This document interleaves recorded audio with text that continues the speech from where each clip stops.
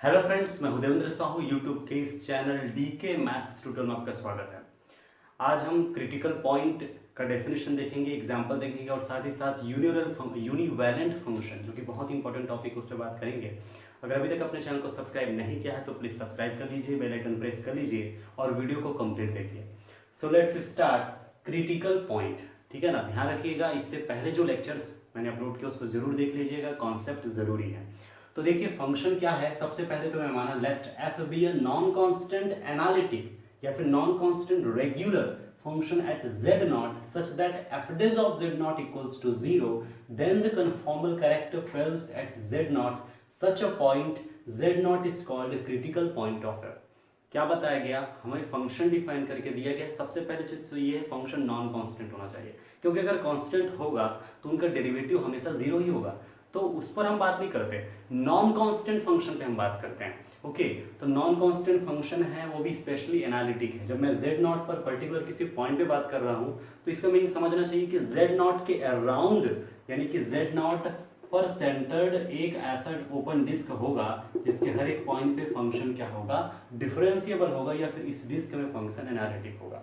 ठीक है ना, मैंने पॉइंट के व्यू से डिफाइन किया है, इस बात को ध्यान रखिए। तो क्लियर है, फंक्शन नॉन कांस्टेंट है और इस पॉइंट पर क्या है, एनालिटिक है या रेगुलर है, और इसी पॉइंट पर फंक्शन की डेरिवेटिव जीरो हो जाती है। फंक्शन की अगर डेरिवेटिव उस पॉइंट पे जीरो होती है, इसका मतलब वो फंक्शन कन्फॉर्मल नहीं है उस पॉइंट पे, यानी उनकी जो कन्फॉर्मल कैरेक्टर है वो फेल हो गया ना भाई। तो वही तो लिखा है कि conformal character fails at z not. ठीक, such a point z not is called critical point of f। याद रखिए, क्लियर हो गया होगा। तो जिस पॉइंट पे फंक्शन की डेरिवेटिव जीरो हो जाती है, ठीक है, मतलब कन्फॉर्मल कैरेक्टर फेल हो जाती है, उस पॉइंट को क्रिटिकल पॉइंट कहते हैं उस फंक्शन का। ये कंसेप्ट निकल के सामने आया। तो एग्जांपल से बातें और क्लियर होगा। जैसे मैंने लिया f of z equal to sine z। ठीक है ना, सबसे पहले तो फंक्शन को डेरिवेटिव कर लो। देख के समझ आ रहा है, तो एंटायर फंक्शन है which is defined on complex plane and analytic, we know that. अब इसकी जब डेरिवेटिव की बात करेंगे f dash ऑफ z, तो ये होगा cos z, है ना। अब ये देख लीजिए कि f dash ऑफ z कहाँ कहाँ पर जीरो होता है। We know that cos z equal to zero. Okay, यहां से आपको पता है 2n plus one pi by two, that is z equal to 2n plus one pi by two. Meaning ये है कि इन सारे पॉइंट्स पर फंक्शन की डेरिवेटिव जीरो होगी, that is f dash of z is zero. ठीक है ना, या f dash of z equal to zero for every z, ऐसे लिख सकते हैं at z equal to 2n plus one pi by two, जहां पर n बिलोंग्स टू z है। कंफर्म हो रहा है तो आपको समझ लीजिए, पहले तो एंटायर फंक्शन मतलब नॉन कांस्टेंट फंक्शन है, एनालिटिक है, उनका डेरिवेटिव जीरो होता है इस पॉइंट पे।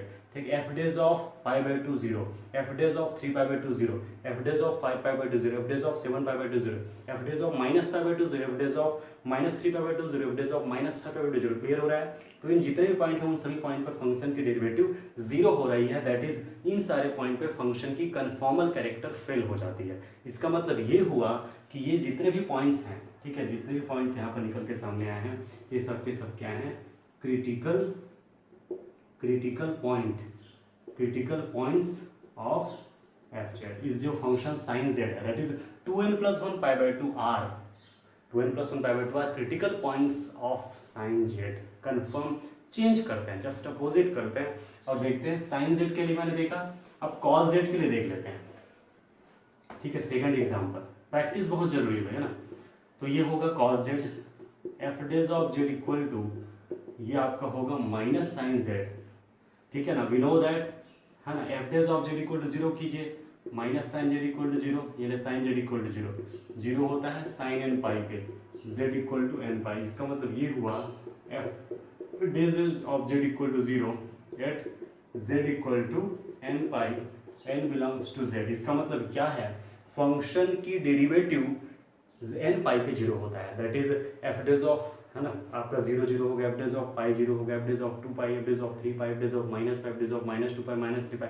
इन सारे पॉइंट्स पे फंक्शन की डेरिवेटिव जीरो होगी। इसका मतलब ये हुआ कि जो फंक्शन है वो कन्फॉर्मल कैरेक्टर को फेल कर देगा इन पॉइंट्स पे। तो इसका मतलब क्या हुआ, hence n pi z equal to n pi are critical are critical points, है ना, critical points of cos z।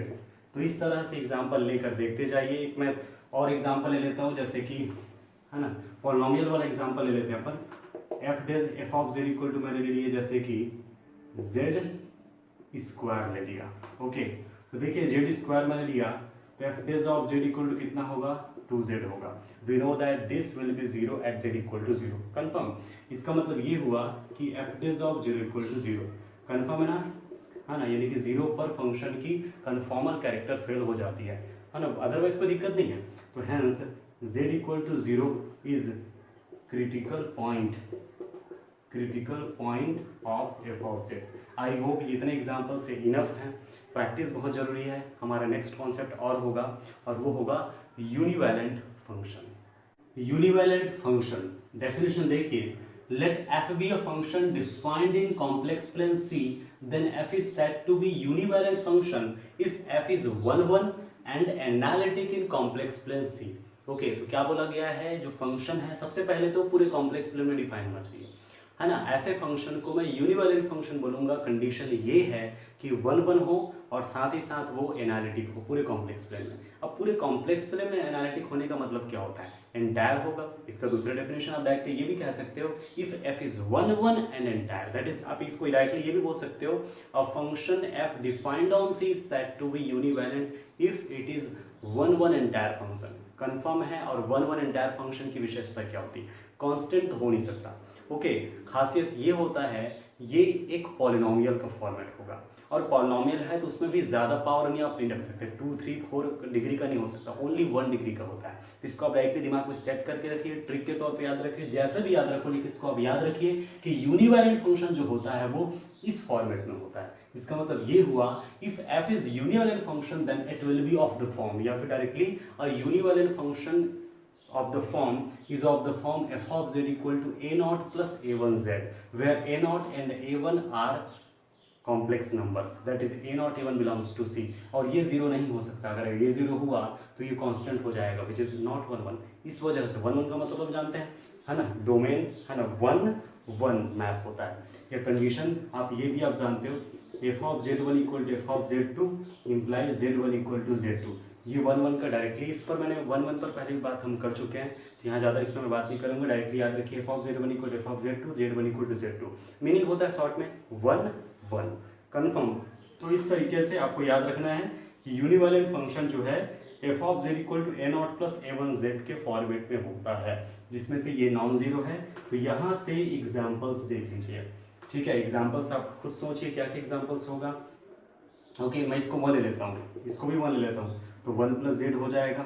Okay, इसको 1, इसको -1, तो 1 माइनस जेड हो गया।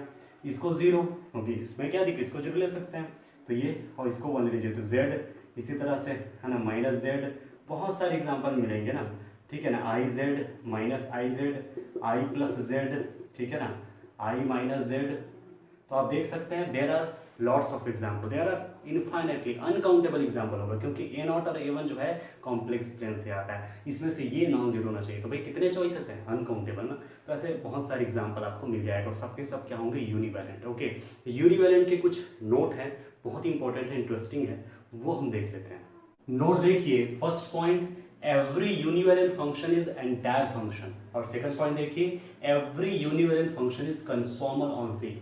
फर्स्ट पॉइंट पे पहले डिस्कस करेंगे, और ऑब्वियस है, आपको ये पता है, अभी जस्ट देखिए, univalent function is of the form a0 plus a1z, a1 non zero, और साथ ही साथ a0 a1 दोनों क्या होते हैं, कॉम्प्लेक्स नंबर होता है, that is belongs to C। Okay, तो ध्यान से इसको ऑब्जर्व कीजिए, f ऑफ z, अब ये कांस्टेंट है, ये तो एनालिटिक आपका एंटायर हुआ। अब ये z एंटायर है, तो ओवरऑल एंटायर, और ज़्यादा लॉजिक की क्या बात है, ये तो क्या है, पॉलिनोमियल है ना। एवरी पॉलिनोमियल, चाहे वो नॉन कांस्टेंट हो चाहे constant, every polynomial is entire function.